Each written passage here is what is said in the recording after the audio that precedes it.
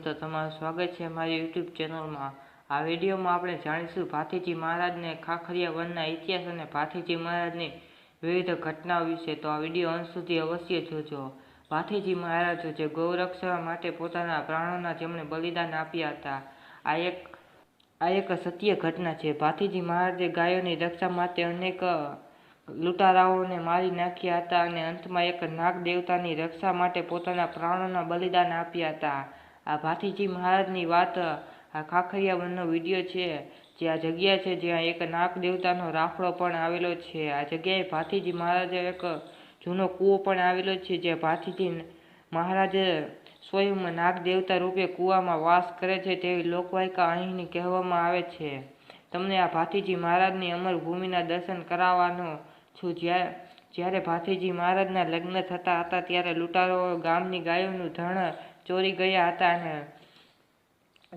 અને ત્યારે કોઈએ વાત કરી કે ભાથીજીએ પોતાના લગ્નના ચોથા ફેરા દરમિયાન ફેરો અધૂરો મૂકીને ગાયોને વહારે ચડ્યા હતા અને વીરગતિ પામ્યા હતા। આ ખાખરિયા વન છે જ્યાં કહેવાય છે કે અહીં પાંદડે પાંદડે લોહીના છાંટા ફૂટે છે। નાગ દેવતાનો રાફડો છે જ્યાં દેવતા છે, જ્યાં ભાથીજી મહારાજનું ધડ અને મસ્તકથી જુદું પડી ગયું હતું અને જ્યારે નાગ દેવતા ભાથીજી મહારાજના મસ્તકની રક્ષા કરતા હતા। એક વીર છે જે ગૌરક્ષકો માટે વીરગતિ પામ્યા હતા। એ વીરની વાતો ભાથીજી મહારાજની અનેક વાતો તમે સાંભળી હશે, આપણે સાંભળતા હોઈએ છીએ। આ દર્શન છે ફાગવેલ ભાથીજી મહારાજના ખાખરિયા વનનું। કહેવાય છે કે ભાથીજી મહારાજ આ ખાખરિયા વનમાં પાંદડે પાંદડે લોહીના છાંટા ફૂટે છે। આ ભાથીજી મહારાજની એક જીવનની સત્ય ઘટના છે।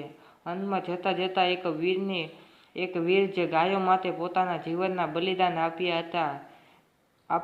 જય ભાથીજી મહારાજે કોમેન્ટ કરજો અને આવા અવનવા વિડીયો જોવા માટે મારી ચેનલને સબસ્ક્રાઈબ કરજો। જય ભાથીજી મહારાજ।